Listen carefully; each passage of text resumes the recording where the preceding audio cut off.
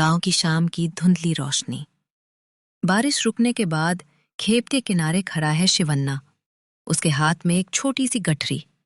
सामने खड़ा है उसका छोटा भाई चिक्कन्ना। शिवन्ना, इतनी रात हो रही है, अभी निकलना है क्या? चिक्कन्ना, तू घर जा, मैं अकेला जाकर आता हूं। नहीं भैया, आप जहां भी जाएंगे मैं भी आऊंगा। तू नहीं आ सकता चिक्कन्ना, तुझे ही यह काम करना होगा, मैं नहीं कर सकता। भैया, ये तो हमारे गांव का पुराना मारम्मा मंदिर है ना, मुझे यहाँ क्या करना है? रात के समय औरतों को घर से नहीं निकलना चाहिए भाई।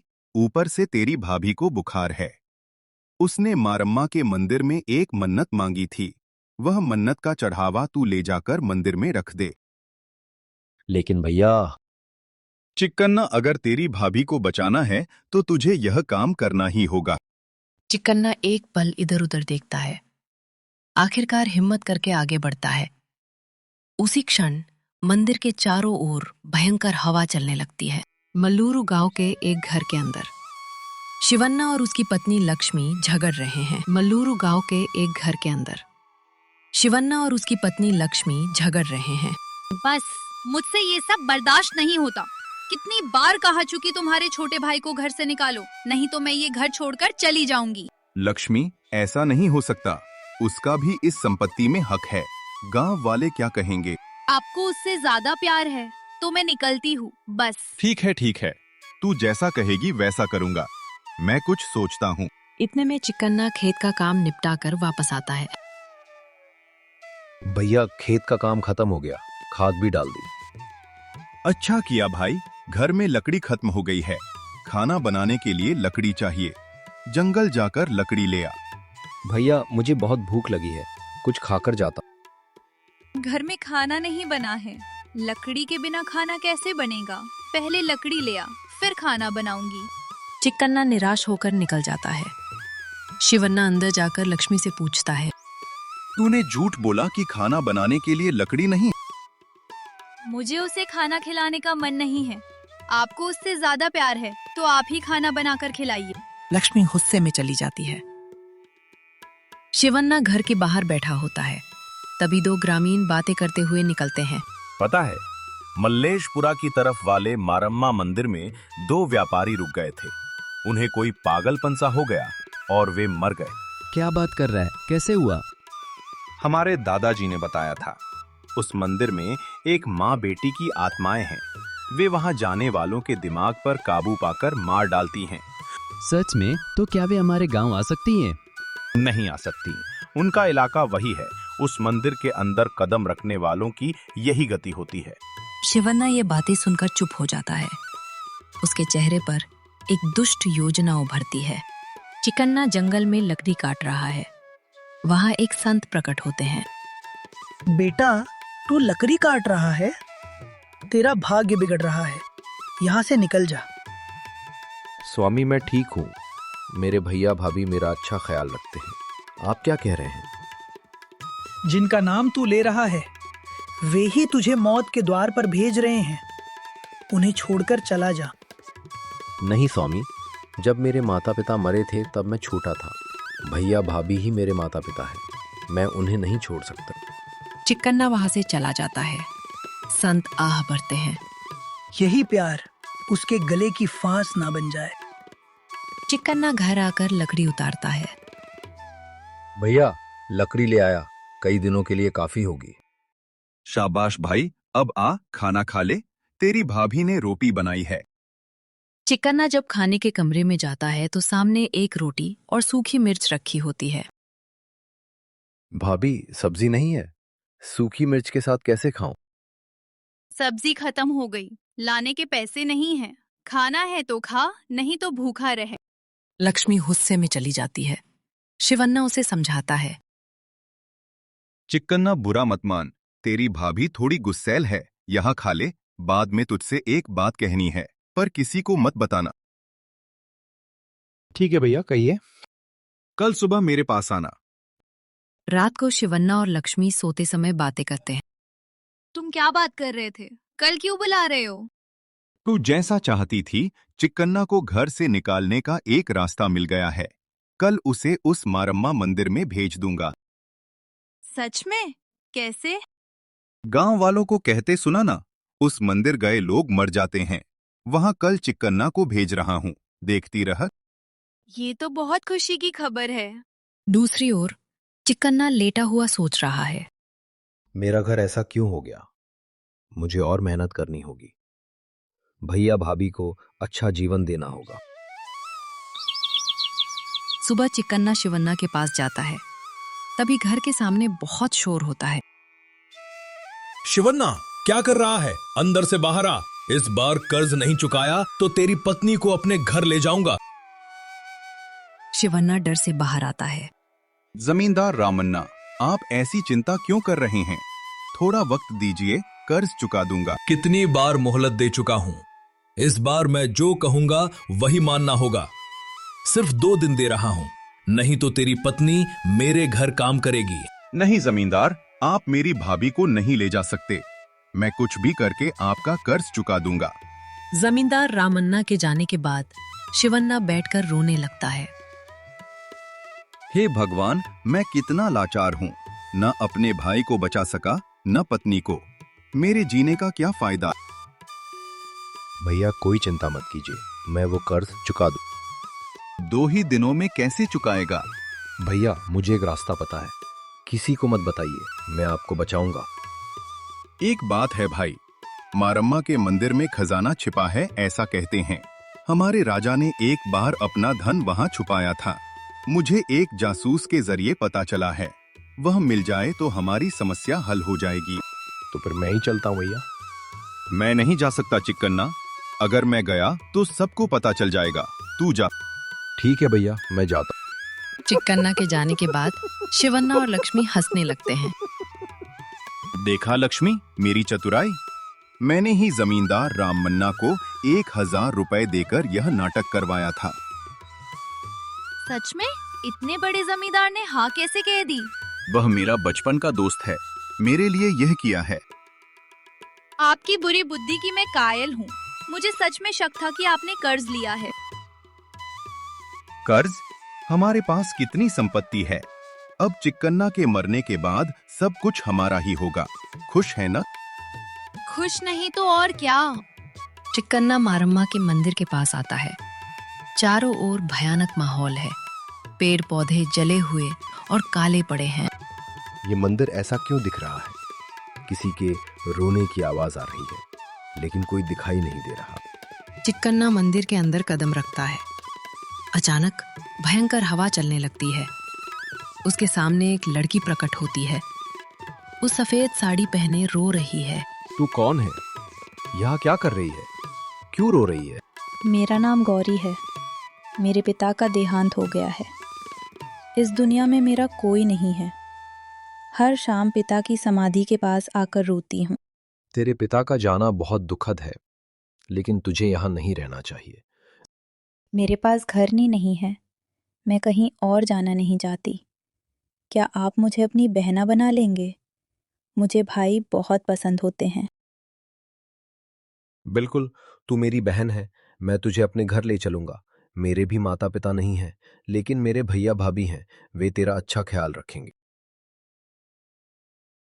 भैया, जाने से पहले मैं अपनी माँ से एक बार पूछ लूं? तेरी माँ? तेरी माँ है? है भैया, लेकिन उन्होंने मुझे घर से निकाल दिया है।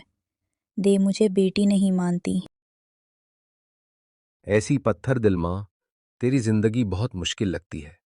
चल, तेरी माँ कहाँ है? जाकर पूछते हैं। इसी मंदिर के अंदर है, चलिए। चिकन्ना गौरी के पीछे पीछे जाता है तो वहां एक बड़ा सुंदर महल दिखाई देता है। इतना बड़ा घर है और खुद को अनाथ बता रही है। गौरी चिकन्ना के लिए खाना लाती है। भैया, आप खाइए, मैं अपना सामान लेकर आती हूँ। उसके जाने के बाद एक महिला आती है। कौन हो बेटा? मैं चिकन्ना हूँ। मैं शारदा हूँ, गौरी की माँ। मैंने तुम दोनों की बातें सुनी। उसे मुझसे बहुत गुस्सा है। उसे लगता है कि उसके पिता की मौत के लिए मैं जिम्मेदार हूँ, इसलिए वो मुझे छोड़कर जाने को तैयार है। लेकिन उसका ऐसा करना गलत है।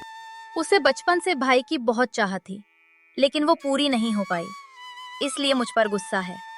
बेटा, तू आज रात यहीं रुक जा, सुबह जाना। रात के समय मंदिर से बाहर जाना ठीक नहीं।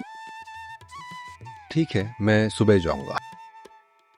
चिक्कन्ना के सो जाने के बाद आधी रात को महल गायब हो जाता है। शारदा और गौरी अपने भयानक रूप में प्रकट होती हैं। हमारे जाल में फंस गया बेटी, अब हमारी इच्छा पूरी होगी। हाँ माँ, बिल्कुल वैसा ही हुआ जैसा हमने सोचा था। अब वो काम। गांव के पुजारी के पास एक काला जादू का ग्रंथ है। अगर वो मिल गया तो हम अपार शक्ति पा सकते हैं। तब इस मंदिर में ही नहीं, पूरे गांव पर राज कर सकते हैं। सुबह उसे ही पुजारी के पास भेज देते हैं। सुबह चिक्कन्ना उठकर गौरी को आवाज देता है। गौरी, मुझे अपना काम निपटाना है, पहले तुझे घर छोड़ाता हूँ। भैया, मैं आपके साथ चलने को तैयार हूँ, लेकिन पहले एक छोटा सा काम करना होगा। क्या काम, बता। इस गांव के पुजारी के पास एक काला ग्रंथ है, वो ला कर देना होगा। तभी मेरे पिता की आत्मा को शांति मिलेगी। चिक्कन्ना पुजारी के घर जाता है। पुजारी राम शर्मा उसे देखकर हैरान होते हैं। चिक्कन्ना, तू यहाँ? तेरे भैया भाभी ठीक हैं? सब ठीक है पुजारी जी, आपसे मिलने आया था। मुझे गांव के जमींदार के बेटे के नामकरण संस्कार में जाना है। अगर तू यहीं रहे तो मेरी किताबों को व्यवस्थित कर दे। बिल्कुल पुजारी जी। पुजारी के जाने के बाद चिक्कन्ना सारी किताबें ढूंढता है। आखिर में उसे काला ग्रंथ मिल जाता है। यही वो ग्रंथ होगा। वो ग्रंथ लेकर निकल जाता है। पुजारी वापस आकर देखता है तो चिक्कन्ना नहीं दिखता। अंदर जाकर देखता है तो काला ग्रंथ गायब है। हाय, ये तो घोर तंत्र विद्या का ग्रंथ है।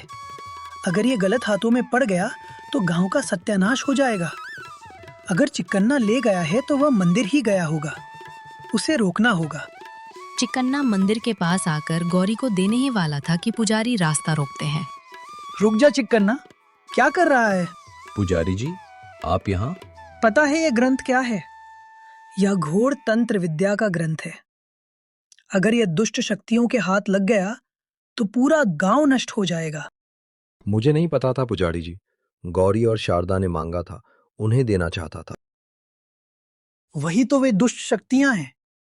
वे गांव के लोगों को बेवकूफ बनाकर मार डालती हैं। मैं समय पर आ गया, वरना तेरी भी यही हालत होती। चल, यहां से निकलते हैं। तभी गौरी और शारदा प्रकट होती हैं। पुजारी, रुक जा, वो ग्रंथ देकर जा, नहीं तो तुझे मार डालेंगे। तुम आत्माएं हो, मेरी जान भले ही चली जाए, लेकिन यह ग्रंथ तुम्हें नहीं मिलेगा। पुजारी मंत्र पढ़ने लगते हैं। गौरी और शारदा दर्द से चीखती हैं। पुजारी, हम जा रहे हैं, लेकिन हम फिर आएंगी, याद रखना। वे अदृश्य हो जाती हैं। चिक्कन्ना, तू यहाँ क्यों आया? पुजारी जी, आपसे क्या छिपाना, मेरे भैया भाभी पर कर्ज का बोझ था। उन्होंने कहा मारम्मा के मंदिर में खजाना है, वो लाने आया था। खजाना? तेरे माता पिता ने तुम्हें बहुत संपत्ति दी है, उन पर कोई कर्ज नहीं है। तेरे भाई ने तुझसे झूठ बोला है, वह तुझे मरवा कर संपत्ति हड़पना चाहता था। नहीं पुजारी जी, भैया ऐसा नहीं कर सकते। तू मेरे साथ चल, मैं तुझे सच दिखाता हूँ। पुजारी चिक्कन्ना को उसके घर ले जाते हैं। वहां शिवन्ना और लक्ष्मी हंसते हुए बातें कर रहे हैं। लक्ष्मी, अब तक चिक्कन्ना जरूर मर गया होगा। उस मंदिर में इतने लोग मरे, वह कैसे बच सकता है? हाँ, अब ये घर, खेत, गहने सब हमारे हैं। हम ही गांव के सबसे अमीर हैं। और हम पर न कोई कर्ज है, न कोई खजाना। ये सब सिर्फ उसे भेजने का नाटक था। चिक्कन्ना सामने जाकर खड़ा हो जाता है। भैया भाभी, तुम्हें शर्म नहीं आई? मेरे साथ इतना बड़ा धोखा किया। अगर संपत्ति चाहिए थी तो मुझसे कहना चाहिए था ना, मैं खुशी खुशी दे देता। लेकिन तुमने मेरा विश्वास तोड़ा। मैं तुम्हें कभी माफ नहीं कर सकता। चिक्कन्ना, गलती हो गई, मुझे माफ कर दे। क्यों माफी मांग रहे हैं? हमने मेहनत करके कमाया है, ये हमें मिलना ही चाहिए था। इसके लिए हमने जो किया वो गलत नहीं है। शिवन्ना, तुम्हारी माँ ने मरने से पहले एक वसीयत लिखी थी, वो मुझे सौंपी थी। उन्होंने कहा था कि जब दोनों भाइयों में झगड़ा हो तो ये पढ़ी जाए। उस वसीयत के अनुसार सारी संपत्ति चिक्कन्ना की है। चिक्कन्ना, चल यहाँ से, ये घर अब तेरा है। मुझे संपत्ति नहीं चाहिए पुजारी जी, मुझे चाहिए था भैया का प्यार। जब वही नहीं रहा तो इस संपत्ति का क्या करूंगा? चिक्कन्ना गांव छोड़कर जाने का फैसला करता है, लेकिन पुजारी उसे रोक लेते हैं। चिक्कन्ना, भाग जाने से समस्या हल नहीं होती। तेरी माँ की इच्छा थी कि तू इस संपत्ति की देखभाल करे। शिवन्ना और लक्ष्मी को अपनी गलती का एहसास होगा और वे तेरे पास आएंगे। तब तक तू हिम्मत से यही रहे। शिवन्ना को अपनी गलती का एहसास होता है। वो दिनों तक घर से बाहर नहीं निकलता। लक्ष्मी को भी अपनी गलती समझ में आती है। एक दिन शिवन्ना चिक्कन्ना के सामने घुटने टेककर माफी मांगता है। चिक्कन्ना, मैंने लालच में आकर तुझे मारने की कोशिश की।